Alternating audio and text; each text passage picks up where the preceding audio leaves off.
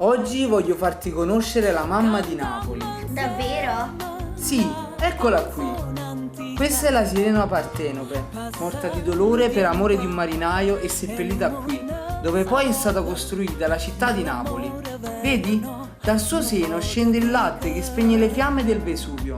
Vuol dire che, proprio come sua madre, la sirena protegge Napoli da ogni pericolo. È una storia bellissima.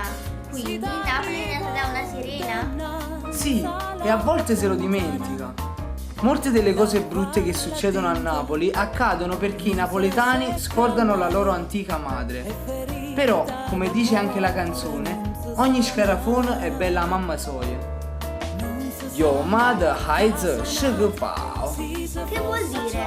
Significa che anche se un figlio sbaglia ed è disubbidiente, l'amore di sua madre non finirà mai. Sai Francesco, avevi proprio ragione. L'anima di Napoli sta proprio nelle sue storie.